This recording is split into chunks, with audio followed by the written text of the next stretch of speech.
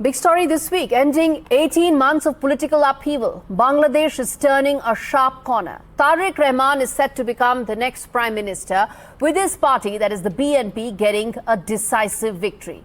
The victory also marks the end of BNP's being out of power for 2 long decades. Across the border, Prime Minister Modi has extended congratulations, indicating a likely diplomatic reset between Bangladesh and India. In fact, Dhaka is signalling stability and New Delhi is now watching intently. You see, Tarique Rahman is preparing to chart his own course. The Bangladesh Nationalist Party has won more than 2/3 of the seats contested, putting Rahman firmly on track to head a stable, strong government backed by a strong public mandate. The message from voters appears absolutely clear. They want consistency after the post-Hasina turmoil that the country witnessed. For Jamaat-e-Islami, the strategy to broaden appeal fell short. Its decision to field a Hindu candidate in Khulna 1 did not shift the numbers. The seat went to the BNP by a wide margin. Symbolism met arithmetic, and arithmetic won. Bangladesh outrightly rejected the Islamist bogey once again after 1971, and overwhelmingly the mandate could not have been clearer. All right, let's now tell you exactly the significance of this victory for Tarique Rahman, for Bangladesh, and more importantly, for the India-Bangladesh relationship as well. First up, I'm going to play out some of those important statements that Tarique Rahman made, because that gives a sense of what lies ahead for the India-Bangladesh relationship. Now, on the 28th of May last year, he said, Bangladesh comes first, not New Delhi, not Rawalpindi. That's important, because under Mohammad Yunus, the Pakistan-Bangladesh relationship had gotten cozier than ever before. On 7th of October last year, he said, India will face resentment if it keeps sheltering dictators. That's important, because he's making a mention of Sheikh Hasina. He says, demand rightful share of water, will not accept attacks on our people. Now, this is with regard to the Teesta Water Sharing Pact that is likely to gain momentum under the new government. On 18th of February, he said one-sided India deals need re-evaluation. And he says the ties must be on mutual respect. All of these are important because some of these will have to be deliberated afresh. Some of these agreements and pacts will now come up for fresh negotiations. Saurabh Gupta, my colleague who's on ground in Bangladesh, joins us live on the broadcast. Saurabh, you've been doing a fantastic job of covering the elections for NDTV. You and I have spoken about Bangladesh at length in past. What, according to you, stands out the most in the verdict that has come out? Tarique Rahman's priorities and his roadmap right there. And what is it that the people of Bangladesh are saying to you when you've been speaking to them?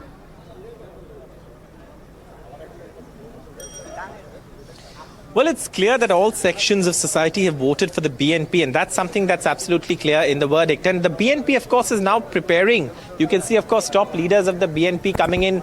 This is Mr. Humayun Kabir here, who is, of course, also one of the close aides of Mr. Tarique Rahman. And, of course, he is someone who is advising Mr. Rahman. And these are issues that, the BNP will also have to take up. There are lots of challenges. Bangladesh has been in a climate of political instability in the last few months. There have also been violence perpetrated against minorities. All of those things will have to be looked into. And therefore, the BNP does have a challenge on its hands. And that's something that the BNP says they are prepared for, that they say that they have plans. And in fact, if you remember Tarique Rahman's speech and that famous line that he said, I have a plan. So they say that they have a plan to tackle the challenges that Bangladesh faces and take it forward. Now, the BNP over the next few days will, of course, take these plans, push it into action, and they will, of course, try and, make sure that they have the necessary team in place to take forward Bangladesh. That's what all of what is going on now is all about.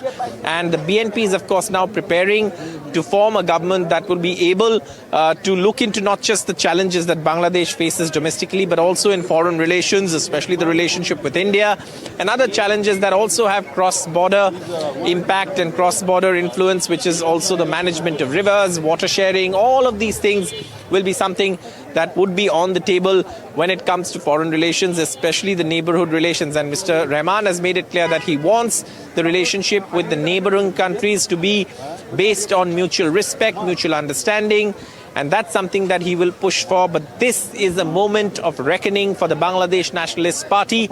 It was in a challenging position. Tarique Rahman only arrived in December, but now he's led the party to victory and is, of course, going to be the Prime Minister of Bangladesh. Thanks, Saurabh, for breaking that down for us and putting some of those developments in perspective for us. Saurabh Gupta live from Dhaka. Now, viewers, as far as Tarique Rahman's priorities are concerned, they are now cut out. This is a party that has come to power after 20 years, comes after a bloody student uprising. It comes after deep volatility. So what's the first thing he has to do? He needs to form, now the government needs to have complete stability, and it needs to reflect the people's mandate as it is. Remember, this is an election where there's no Awami League, so a lot of the Awami League voters have gravitated towards the BNP, and that needs to be reflected in the governance that Tarique Rahman will focus on. Second important aspect is institutional strength needs to be restored, bringing commissions and oversight bodies back to credibility and public trust. Now, some of this actually saw massive deterioration during Mohammad Yunus's tenure. Some of this will also play out depending on what the referendum results are, what the people of Bangladesh really want. And that needs to be reflected in Tarique Rahman's policies. The third important aspect is focus on long-term stability with regard to economy. The Bangladeshi economy has seen a sharp dip in the last 18 to 20 odd months. They've taken a $2.1 billion of loan from China, but can they do that anymore? They need to focus on textile exports. Bangladesh actually is now part of the global supply chain with regard to textiles, 12% of that. That requires work. Beyond that, there is minority protection that needs to be a key focus area for Tarique Rahman. And finally, the regional equation. You have the Bangladesh-India relationship, the Bangladesh-Pakistan relationship, the Bangladesh-China relationship. All of that is now going to play out in how Tarique Rahman decides to put forth a Bangladesh first agenda, but at the same time ensure that it remains inclusive, democratic, and has a forward-looking agenda. That is what Tarique Rahman needs to focus on. The trade between India and Bangladesh has been thriving in the past. That needs to now come back. And for that to happen, both New Delhi and Dhaka need to move beyond suspicion, build a fresh legacy of trust, trade, people-to-people connection. But now comes the real test for Rahman. Delivery is the important part, because in the world of high-stakes politics, winning is one thing, governing is quite another. All right, let's get in Monindra Nath, who is the acting General Secretary of the Bangladeshi Hindu Buddhist Christian Unity Council. And we also have Mehdi Amin, who is the spokesperson of the BNP Election Steering Committee and advisor to BNP Chairman. Thanks so much, both of you, for speaking to me on India Sense. Mehdi Amin, let me start with you. Congratulations are in order. Your party has won with a historic mandate. Of course, one may say that some of the polls were indicating a landslide victory for Tarique Rahman. Let me start by asking you, now this historic mandate also comes with historic expectation. What will be the priorities for the next Prime Minister of Bangladesh?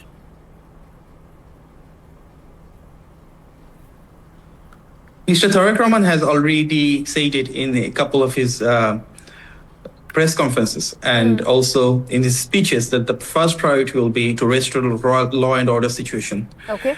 We want to ensure that the people feel safeguarded and protected. Second priority will be to ensure accountability and transparency in governance, so that a government with public mandate can truly serve the people, where they can question about various policies, programs, and progress of the government. And of course, it's important as another priority to ensure that we truly uphold the democratic essentials, the fundamentals of human rights, rule of law, and freedom of expression. All right, Mr. Nath, respond to that. There are some very reassuring set of words coming in from the BNP spokesperson, talking about inclusivity, talking about minority protection, talking about law and order. Thank you very much. Already, by this time, completed 13th parliamentary election, and BNP got the two-third majorities, We thank you them. But there is a reality. We observe without any major incident, the election is completed, which we want. You know the history of the previous election, minority, when election comes, minority people always with fear and anxieties. But this year it is completed with peacefully. It is a good sign. Another sign is, minority people, 10% at present in Bangladesh out of total people. But only 2% from Hindus, 2% from hill tax areas, total 4% win in this election. There is a so big, it means proper representation in the parliament. Yes. It will not happen. Without representation of minorities, I agree with you, sir. I agree with you completely. Without representation, there will be no focus on Bangladeshi minorities, particularly the Hindus. And while some of these reassuring words are extremely important, at the end of the day, representation paves the way for every aspect. You're absolutely right there, and I couldn't agree more. Mr. Amin, let me then ask you in terms of what next. There's expectation this could actually be a big bang sort of a swearing in ceremony for Tariq Rahman. It could be celebratory in nature, massive in its sort of grandeur and celebration, and possibility of regional leaders also being invited. Hope on Tariq Rahman. Mr. Amin, we're very optimistic, very hopeful that the way people of Bangladesh have embraced BNP, and we have seen the support from the international community as well for this democratic transition. Of course, it will have a great prospect for a global and wider integration. Mr. Nath, what would you want from this government? That there will be a swearing in ceremony. It will be grand. It will send out a message. 20 years later, BNP will be back in power. Tariq Rahman says he's not going to just carry on the legacy of his mother. He's going to start afresh.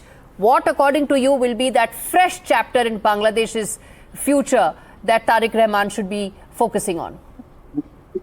We want our minority community will live here with anxiety-free life.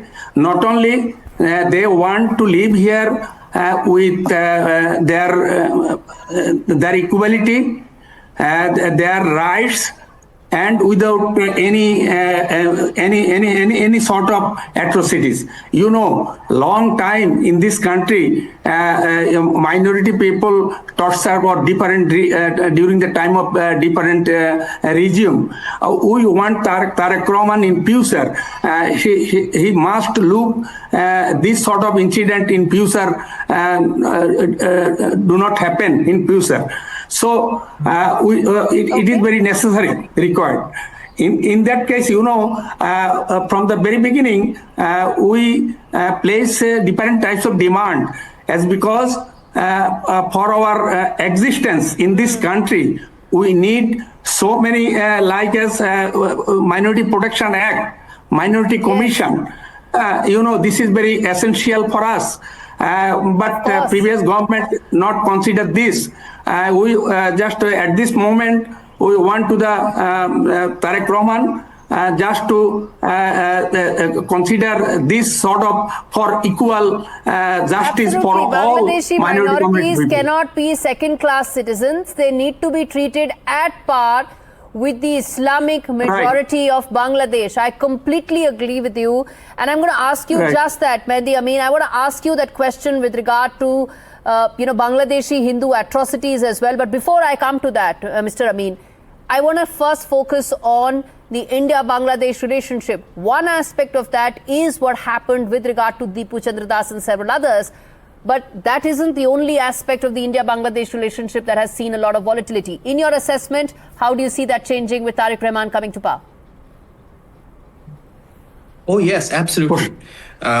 We want to forge a relations built upon people-to-people connectivity, a relation that is pragmatic and sustainable, and of course, thriving on equality, fairness, and justice, which means it will be mutual interest, it will be mutual benefit, and it will be reflection of the sentiment of the people of two nations. Okay. And that applies not just for any particular country, for the wider region as well.